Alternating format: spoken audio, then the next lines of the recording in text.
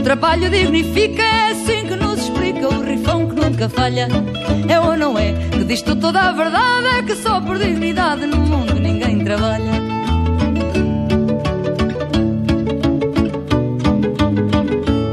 É ou não é que o povo nos diz que não, que o nariz não é feição, seja grande ou delicado. No meio da cara tem por força que se ver mesmo a quem... Bienvenidos a bordo, a una noche colmada de información, como dicen todos los programas de televisión, pero esta realmente es particular porque tenemos designaciones recientes y tenemos confirmaciones de este programa, anuncios que hicimos con anterioridad y que ahora se están cumpliendo. Empecemos con una confirmación. Se mudó. La señora se mudó, como les habíamos avisado en este programa.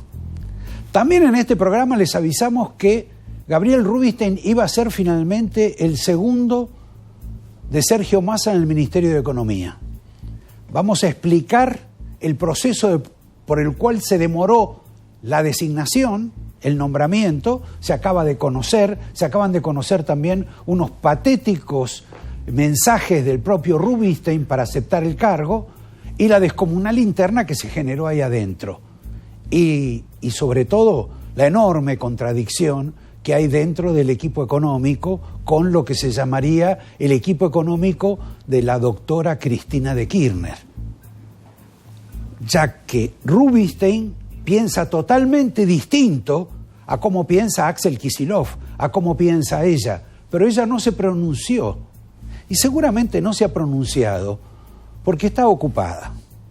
Está ocupada por que mañana termina la presentación al fiscal, sobre la cual vamos también a poner un título a eso. Vamos a contar qué es lo que va a demandar los dos fiscales que están planteando el alegato con el tema de vialidad de la obra pública. Y vamos a contar también lo que va a hacer la defensa después. Porque acá no solo se trata de contar lo que dicen de un lado, sino también lo que van a decir del otro. Empecemos, con la mudanza. Curiosamente, la doctora Cristina Fernández de Kirchner se mudó a lo que ya les habíamos anticipado, a un edificio en la calle Defensa, justo cuando sus abogados van a tener que presentar próximamente la defensa de su caso y el de su familia, en particular de su hijo. Después damos algunos detalles del traslado de la Recoleta a la zona de San Telmo, donde la espera la hija, quien ya se había mudado al mismo edificio. Empecemos con Rubinstein, que es la noticia del día. Rubinstein finalmente aceptó, en realidad se había postulado, para ser el número 2 de Sergio Massa. Como ustedes saben, Rubinstein registraba un currículum bastante notorio en la red, contrario a Cristina de Kirchner. Bueno, sacó hoy 2 tweets. Acá está, el primero le agradece a Massa. Y este dice: quiero destacar además la amplitud del gobierno de incorporarme al equipo a pesar de comentarios agraviantes de mi parte,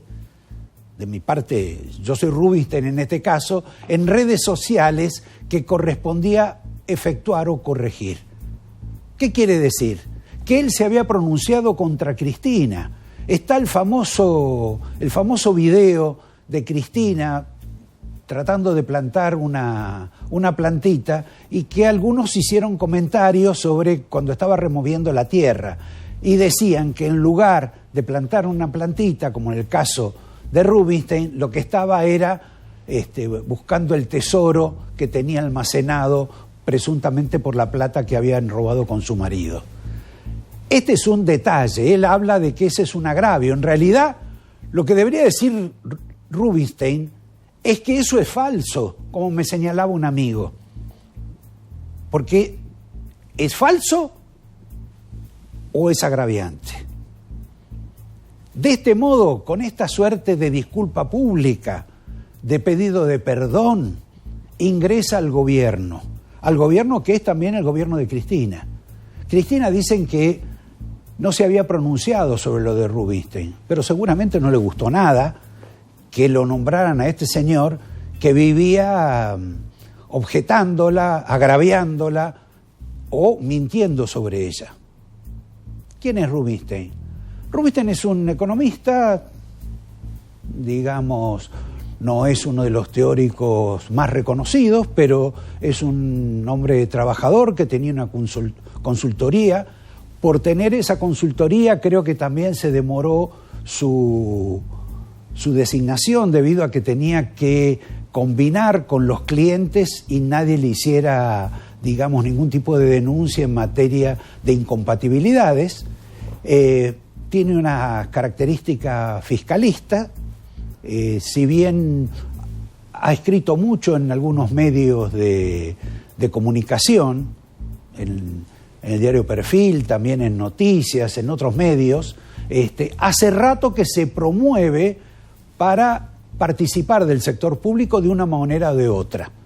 En este caso, estaba absolutamente interesado en que lo designaran, bajo cualquier aspecto, aún cuestionando la política y la vida y obra de Cristina Fernández de Kirchner y de Massa, que en alguna medida ha estado con ellos, porque él en algún momento estuvo a favor de la dolarización.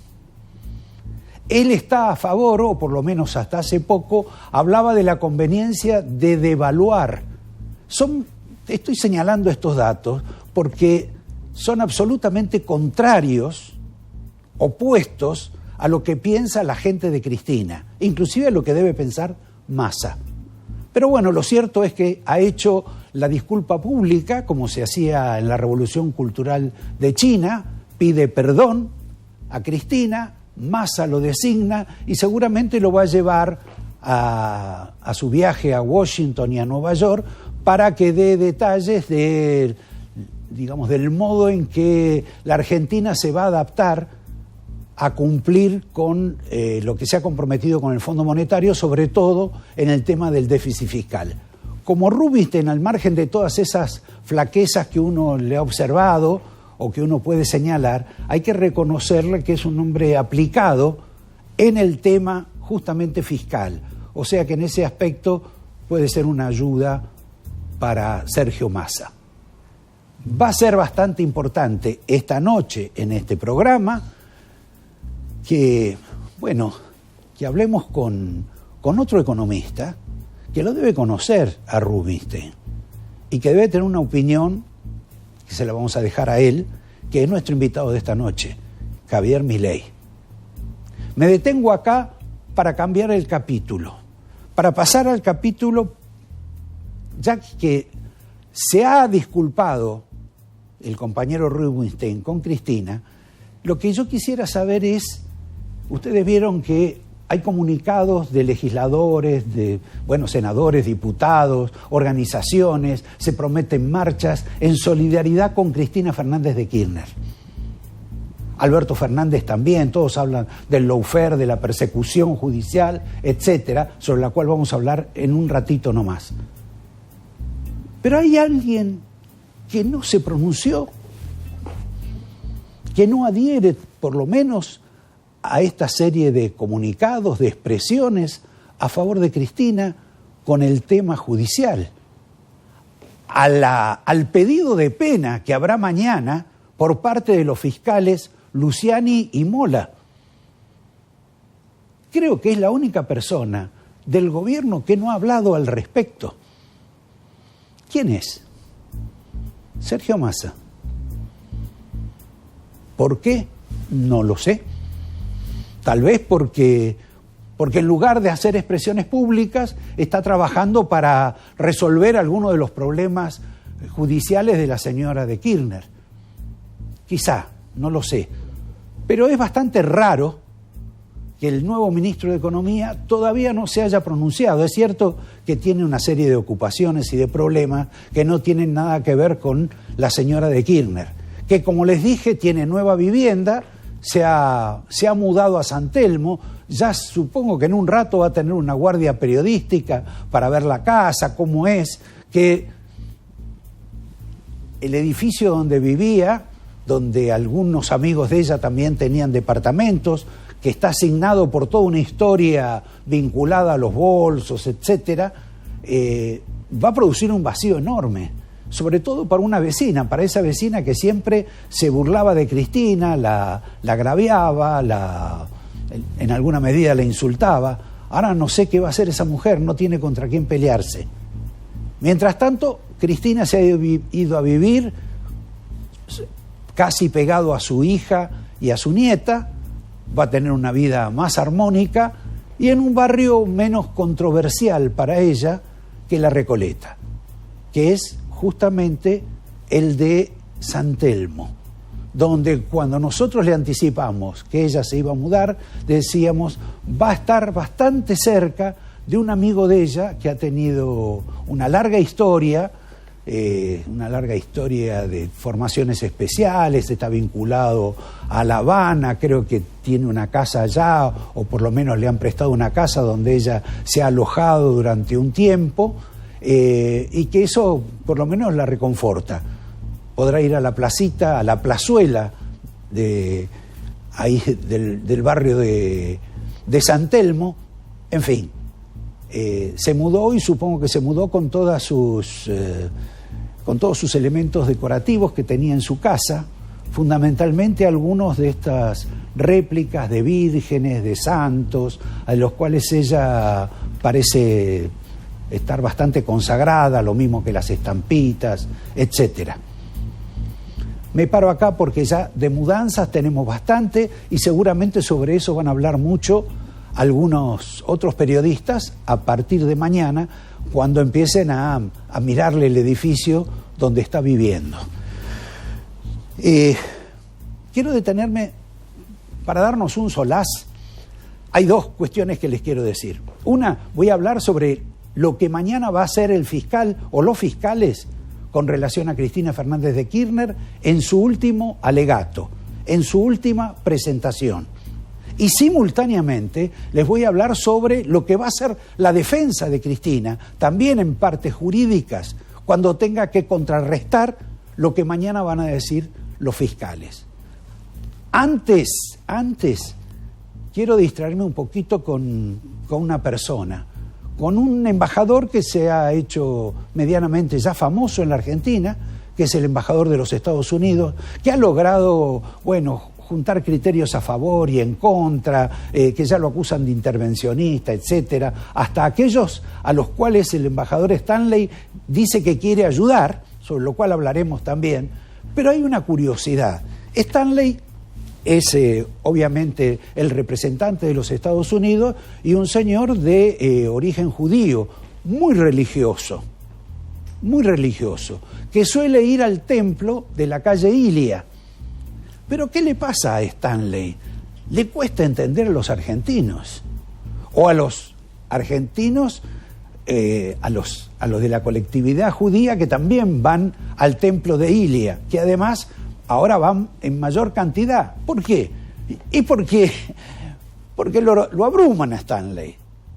Le piden, ayuda para conseguir la visa, la posibilidad de conseguir algún trabajo, alguna beca, algo para un familiar, etcétera.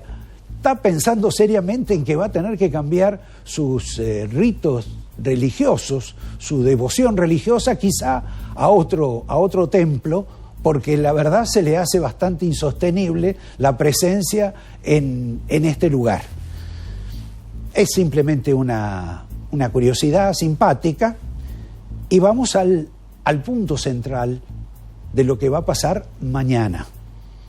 Tenemos ya la designación de Rubinstein, tenemos la presentación de él en sociedad por parte de Massa y la presentación, el final, el broche de oro del alegato del fiscal Luciani y de su colega Mola, que a propósito les voy a contar una anécdota sobre ellos.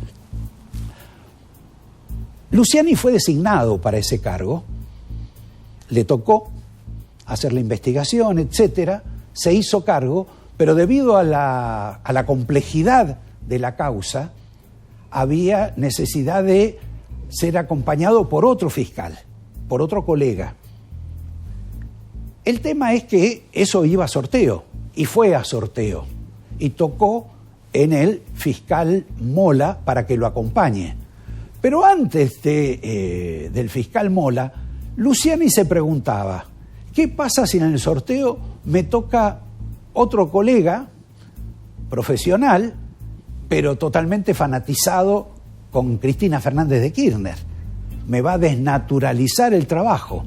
Pero bueno, la suerte, la fortuna, el sorteo, coincidió que le tocó una persona independiente que lo ha acompañado y con el cual ha hecho una relación y trabajaron mano a mano para lo que harán mañana.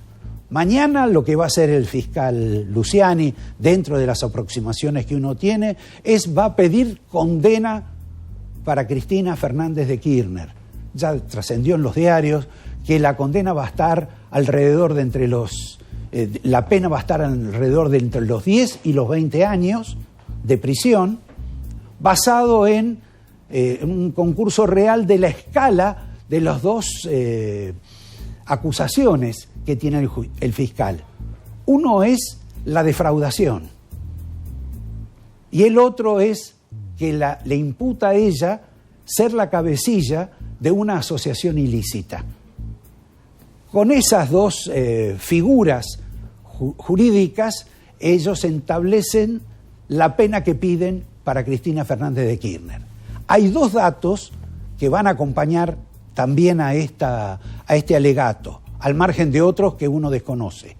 Uno, incorporan a Máximo Kirchner a este proceso en alguna medida como integrante de la asociación ilícita y van a pedir, a reclamar, que sea investigado por su participación en todo este proceso, en el cual, como ustedes han visto o han conocido, han abundado algunas presentaciones, sobre todo audios, mensajes, intercambio de mensajes, disposiciones que ha habido.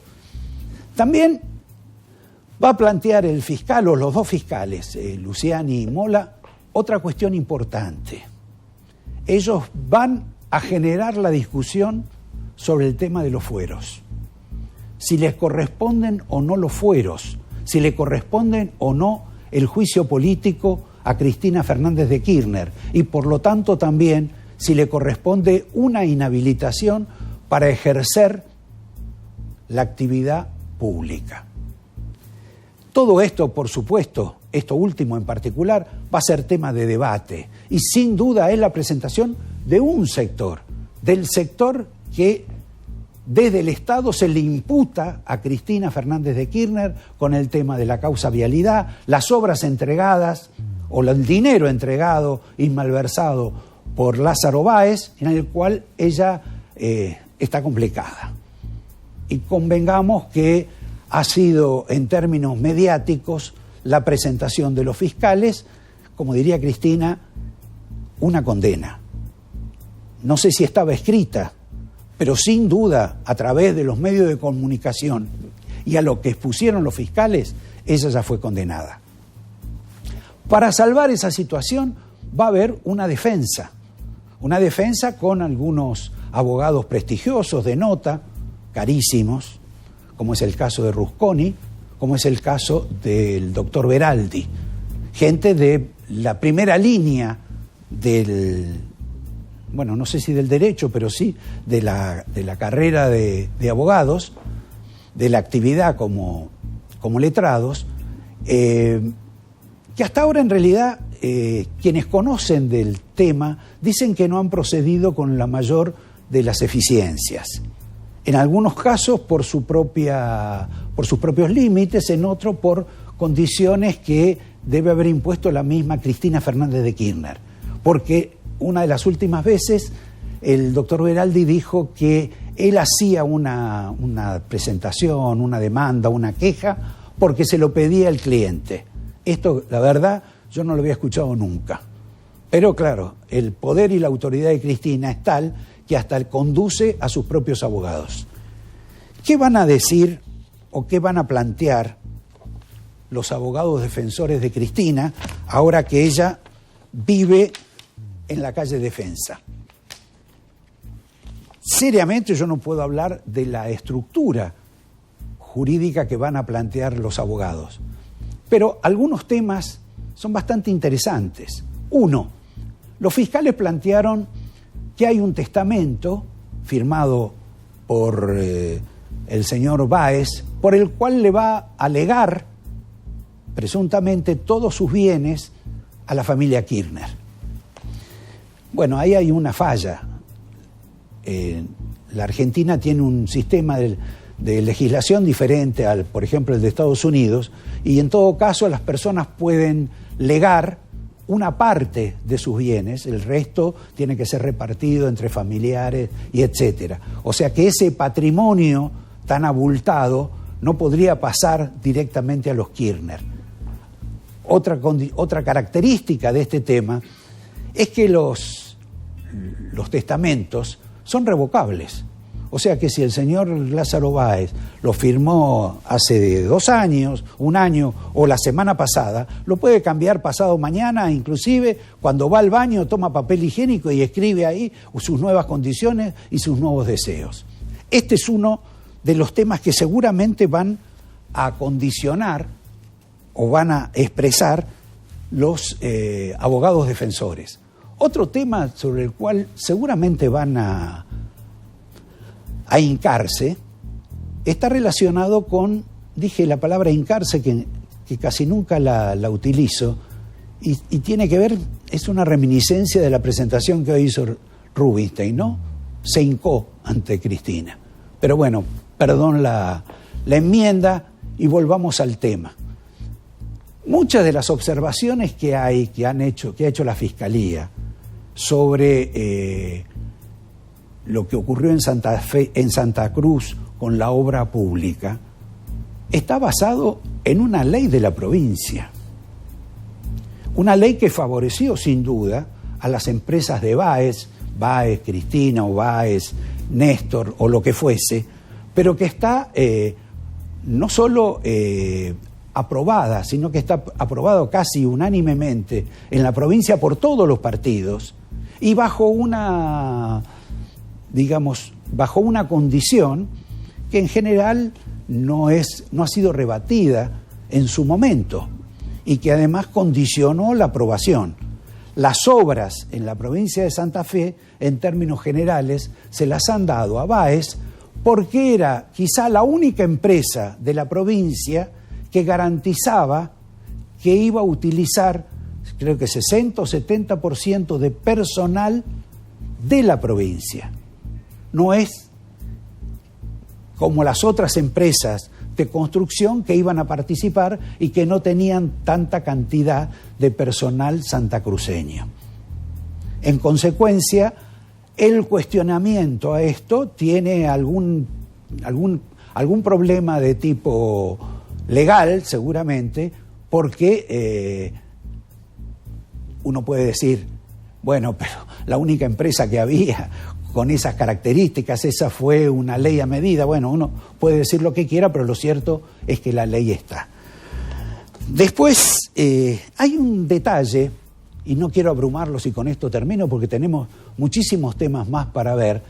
Hay un detalle que tiene que ver con los jefes de gabinete.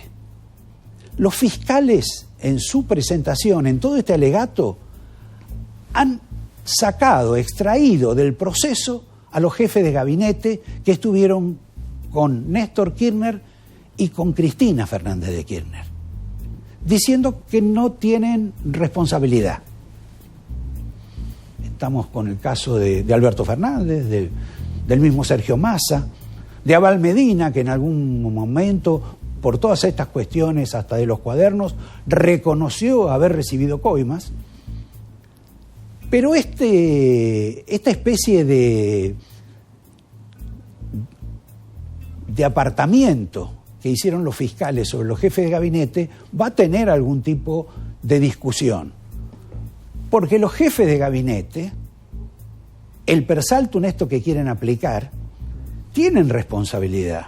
Porque las disposiciones presupuestarias atraviesan a la jefatura de gabinete. No son solo una decisión de Devido, por ejemplo, y Cristina Fernández de Kirchner, que se lo tira por arriba de la casa de los jefes de gabinete. No es así. Los jefes de gabinete pueden estar complicados en esta situación. Por lo tanto, bueno, quizá esa sea la razón por la cual Sergio Massa, insisto, no habla sobre el tema de Cristina, sobre el tema judicial. Casi la única persona del gobierno que no lo hace. Voy para cerrar esto y antes de presentarnos al reportaje con Javier Milei a recordar un pequeño detalle.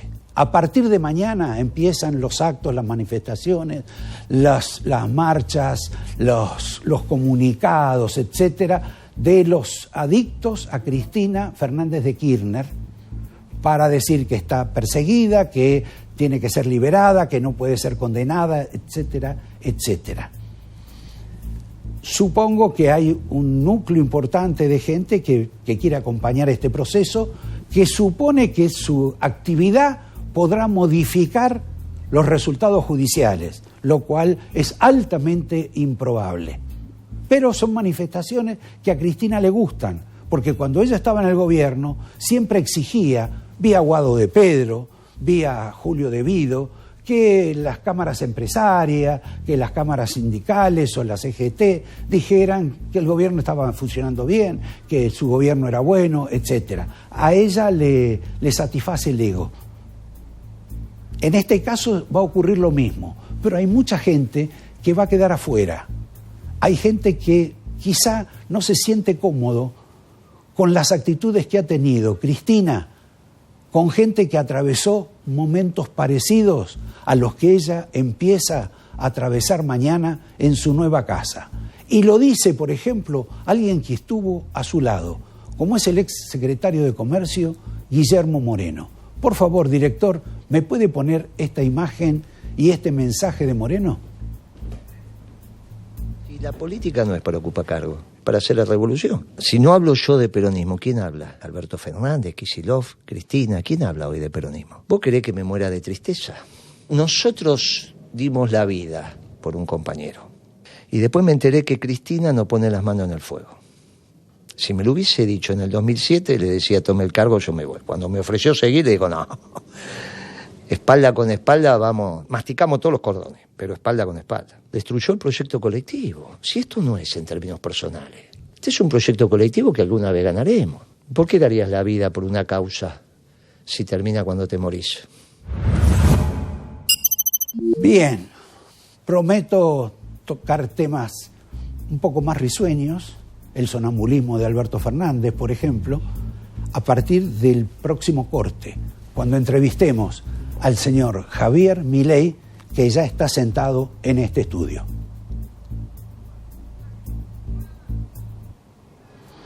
Compañero.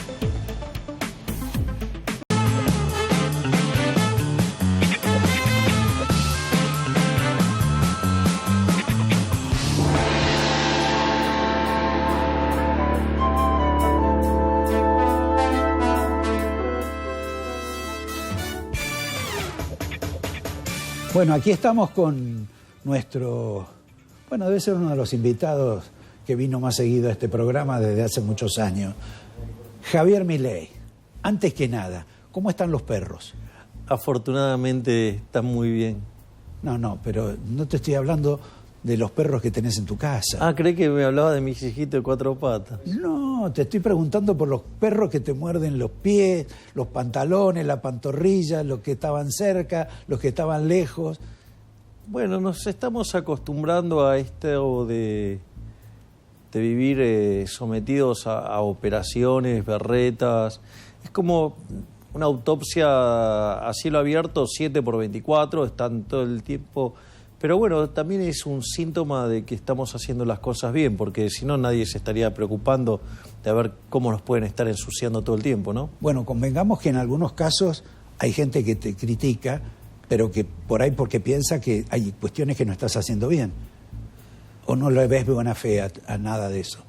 No, bueno, si tuvieran una crítica constructiva me la dirían en privado y sería algo que podríamos discutir porque a veces vos podés creer que algo es óptimo y en realidad cuando incorporás las restricciones del mundo real que vivís de verdad, puede ser que la cosa sea muy distinta. Pero eso es la política, ¿no?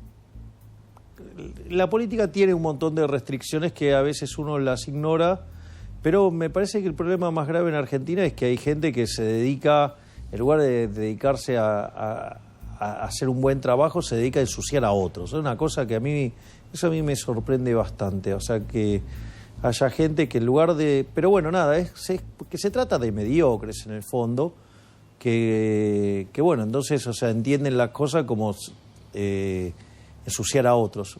Está bien, bueno. Después por ahí hacemos nombre. Vamos a algo más importante. Tenemos viceministro de Economía, tenemos un macroeconomista. El caso del señor Gabriel Rubinstein, episodio... También llamado Groucho Marx. Ah, ¿sí? ¿Y qué decía Groucho Marx? Que Tengo unos principios y si no te gustaba tenía otros. La verdad que me parece algo vergonzoso lo de Rubinstein, porque después de todas las barbaridades que dijo sobre el kirchnerismo, arrastrarse por un cargo y ser de... Bueno, muestra que no es alguien que evidentemente tenga independencia. Ya, digamos, ya arranca con una muy mala reputación, ¿no? Porque la verdad es que después de todas las cosas que publicó y hoy el tuit que manda diciendo que no correspondía a lo que dijo antes, la verdad que no sé, me pareció vergonzoso.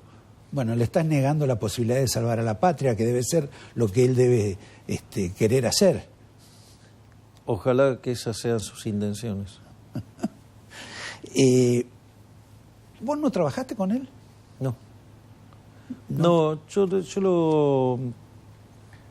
lo conocí en un almuerzo en Punta del Este, que lo había organizado Nielsen, que yo fui con Guillermo Calvo y su mujer Sara, que también es economista.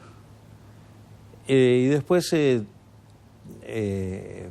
Twitter tuvimos discusiones. Ah, sí. Porque no adhiero a la forma en que él ve la economía. Pero él es fiscalista. Sí, bueno, digo, no es una cosa, digo, no creer en la ley de gravedad, es como que, digo, puede ser de izquierda y seguir creyendo en la ley de gravedad también, qué sé yo, ¿me entiendes lo que te digo? Ahora, a mí lo que me sorprende es que Massa no lo conocía a Rubinstein. Hasta hace 10 días lo había visto una sola vez. ¿Qué es lo que ocurre para que una persona, un ministro, elija a alguien de su máxima confianza en la gestión casi sin conocerlo? ¿Por qué ocurrió eso? No sé, yo no estoy dentro del proceso decisorio, no sé cómo es el proceso decisorio Massa. Lo que sí yo tengo claro es que si vos tenés que tomar una responsabilidad de esas características, vos tenés que tener que sea gente que entiende todos los números, que los tiene todo en la cabeza. No sé si Rubinstein los tiene o no, digo, no sé si es el más idóneo. De las predicciones tuyas, de los libros, de los últimos libros que escribiste, en términos generales, en porcentajes que vos quieras inclusive explicar, ¿cuánto acertaste? En rigor, todas menos una, por decirlo de alguna manera, que bien leída también la acerté. Ajá. O sea, cuando vos lees por ejemplo, hay un libro que se llama El retorno del sendero de la decadencia. Más claro, échale agua, ¿no? Sí, sí. Digo, y así, cualquiera de mis libros podés tomarlos, o sea, están las predicciones. La única que, digo, me pueden estar cuestionando es el tema de la hiper.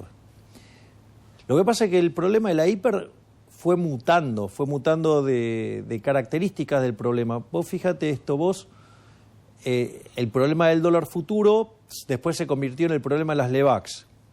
El problema de las LEVAX se convirtió en el problema del acuerdo con el fondo.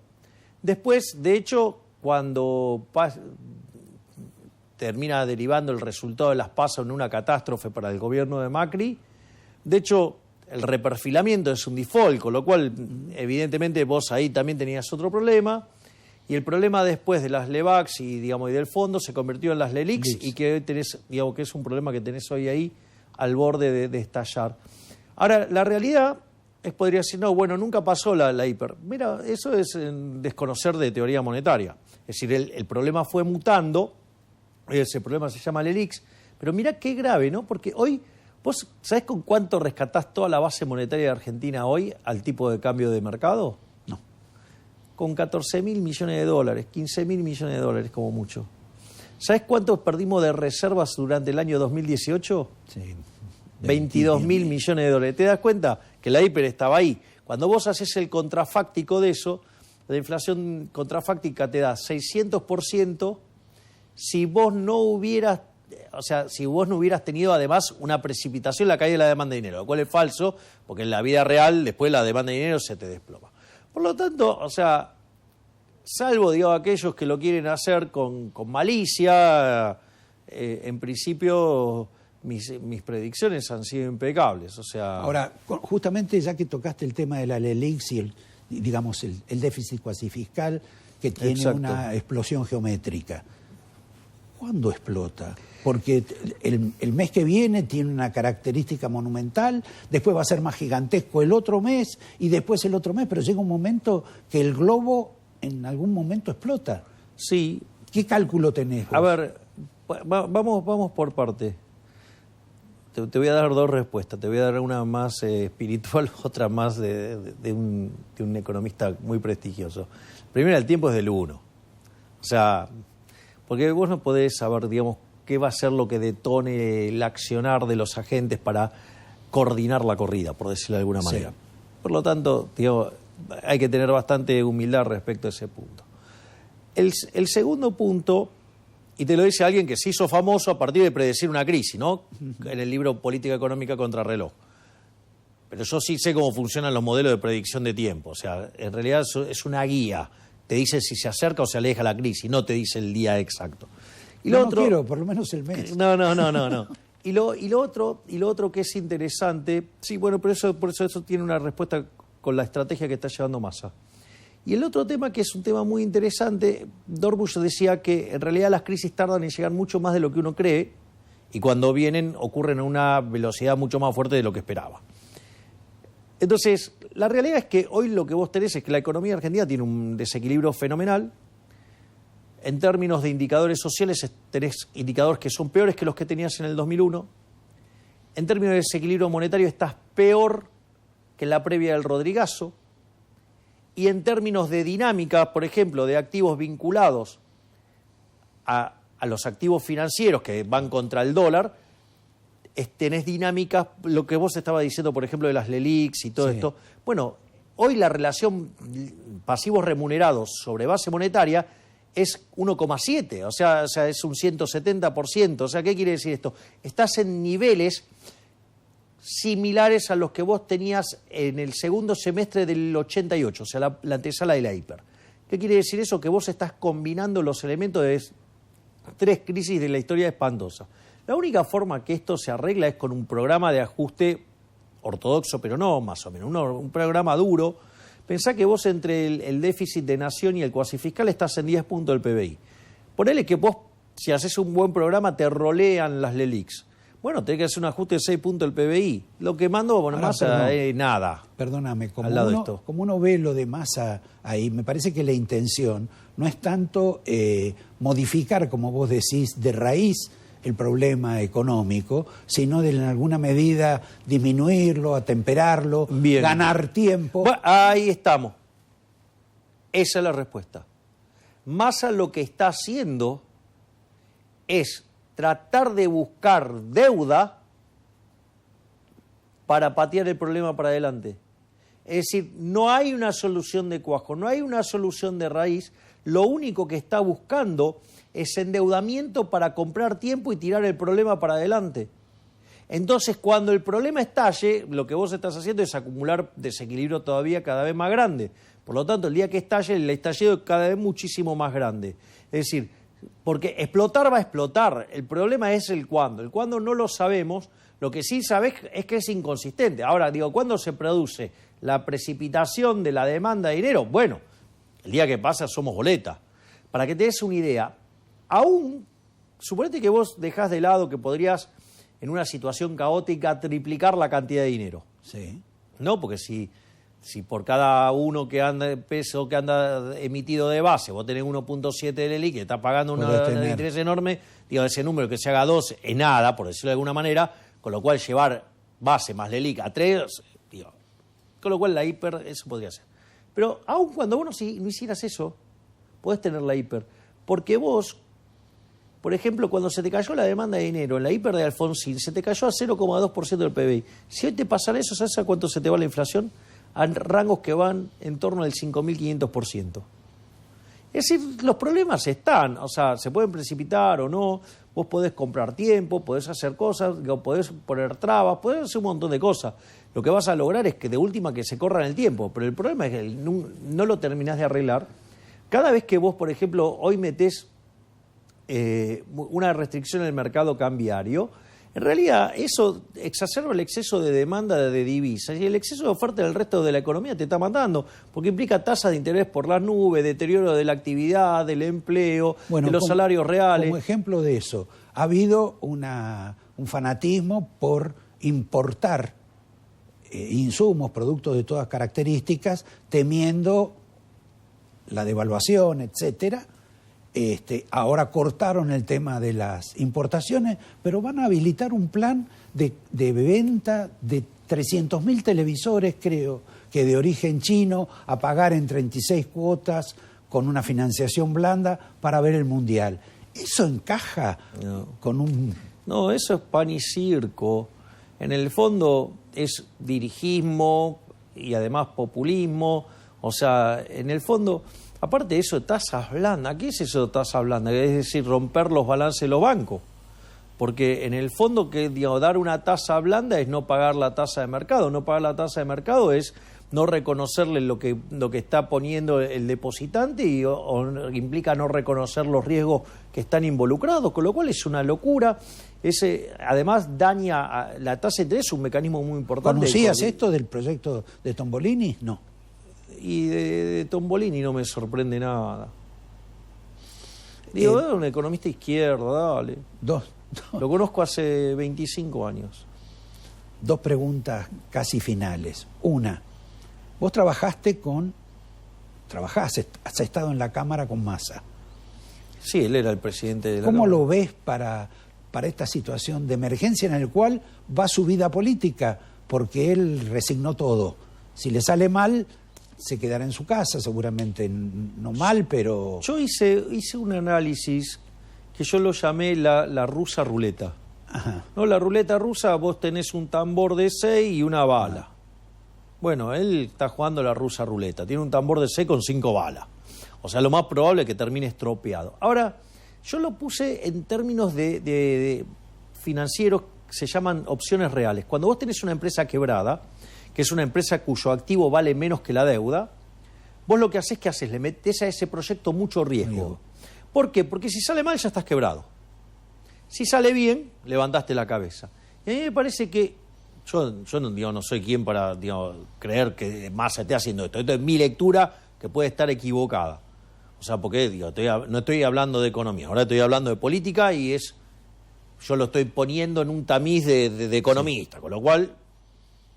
lo pongamos con reparo.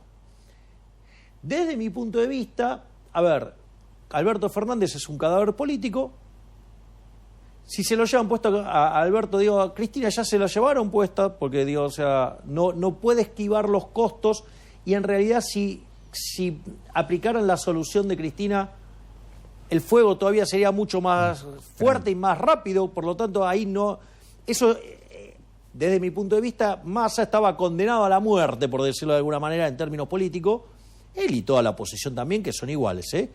Porque cuando vos escuchás a la pseudo-oposición, dicen las mismas barbaridades. Que Cristina o que Alberto. Sí. Pero ¿qué es lo interesante? Pero si se le sale bien, sube. Entonces, me parece que él de vuelta, esto es mi opinión, se da cuenta que estaba todo prendido fuego, que se iba a quedar carbonizado con todos y entonces se la juega. Si le sale bien, ¿sabe cómo sale para adelante? Hablando de predicciones, vos hace un tiempo hiciste una predicción política. Tengo un video de eso. Quiero saber si esa producción se confirmó o no. Por favor, director. ¿Crees que Grabois es la reencarnación de Lenin? No, es la reencarnación de un tremendo pelotudo. Este hombre que fue de la iglesia, que tenía un cargo, que ahora se lo sacaron, pero que es tan importante en el gobierno, ¿seguís pensando que es un pelotudo? Mira, en términos políticos, te diría que lo que adhiere, digamos, o sea, a ver, si los socialistas entendieran de economía no serían socialistas.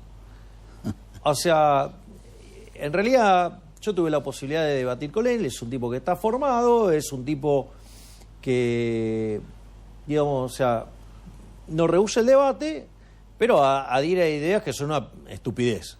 Por ende, digo, en términos prácticos, lo es. Gracias, Javier. Nos vemos pronto también. Encantado de la vida. Escúchame, si yo venía antes de ser tan popular, ¿cómo no voy a venir ahora? Ay, bueno, no, suele pasar lo contrario con los dirigentes políticos. Voy a dar mi opinión. Sí. Los que siempre me dieron lugar, siempre van a tener lugar. Eso es una ley de hierro, de honestidad y lealtad a aquellos que cuando decían, lo quita Milei, decía, no, ¿por qué no escuchamos a ver qué dice Milei? Pareces menos loquito ahora. Antes me gustaba más, ¿qué querés que te diga? Digo, es que ahora me preguntan otras cosas también. Sin duda. La vida política es diferente. Te agradezco, Javier, y a ustedes les recuerdo, antes de ir a un pequeño corte, algo que nos distraiga, que es una especie de video del presidente Alberto Fernández hace una semana. Es un productor de videos verdaderamente graciosos, Alberto, y este es en La Rioja. Quiero que lo vean, porque se suma al cúmulo de videos que ya tiene, con el cual a veces nos sonreímos y nos entristecemos. En La Rioja, en la tierra del carnaval, esto sería: yo soy nacido en La Rioja, la tierra del carnaval, donde el sol en las penas, y vuelve a más y se vuelve a más. Mira qué lindo, doy con muy poquita. Bien, tiene de todo, sabe que está preparando un disco con un músico famoso de la Argentina, y les recuerdo su inclinación poética, el bate Alberto Fernández, el de si me caigo me levanto, si me duermo me despierto, si me lastimo me curo, si me ensucio me limpio, y es como el topollillo. Vas a ver más ejemplos en la próxima parte del programa, en un minuto no más.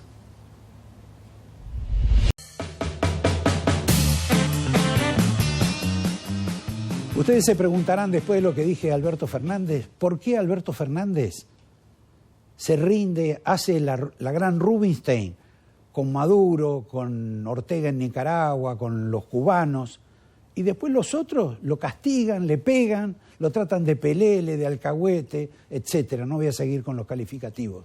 Para eso hay una respuesta que la obtuvo el ausente hoy Javier García en una entrevista con Carlos Rucauf.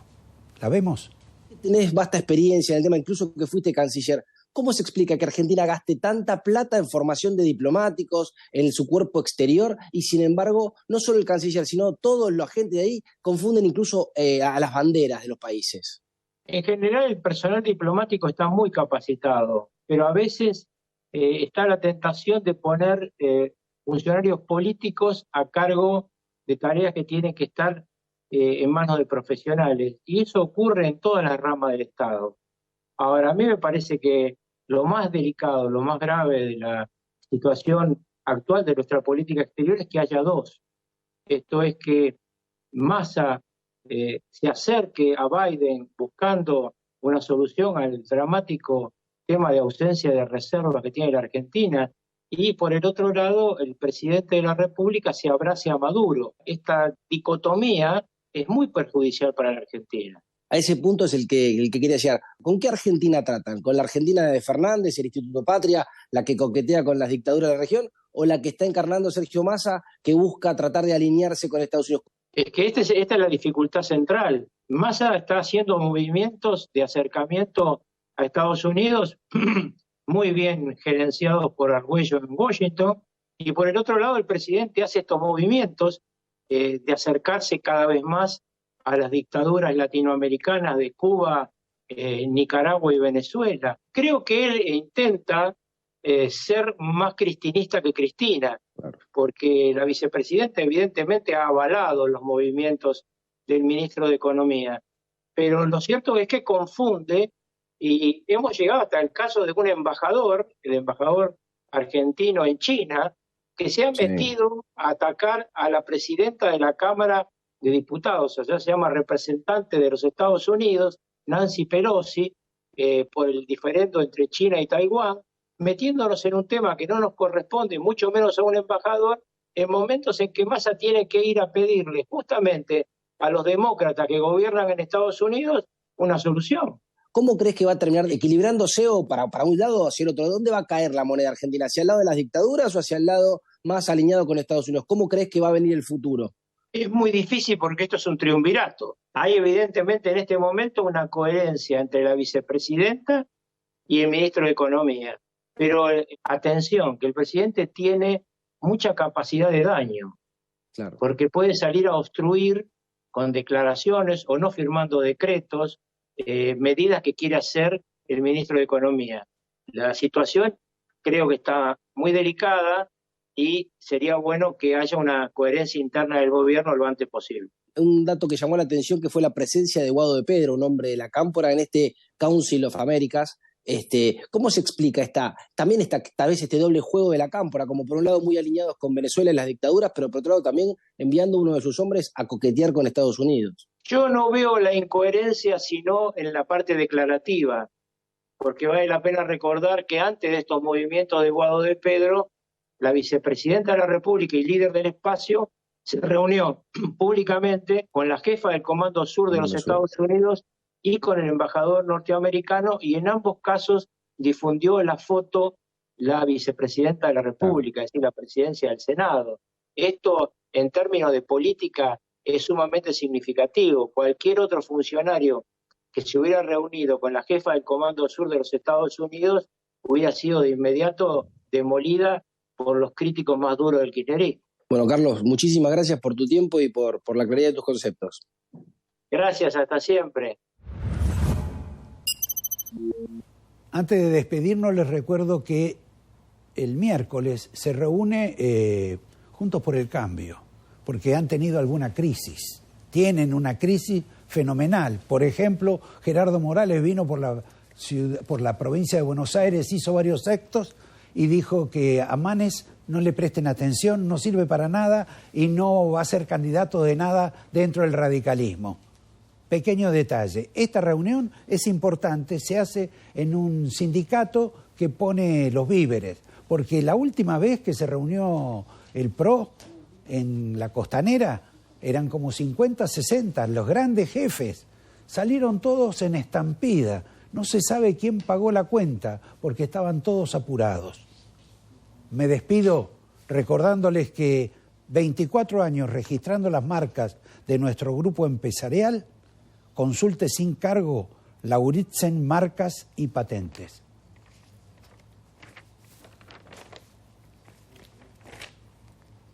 Hasta la semana próxima.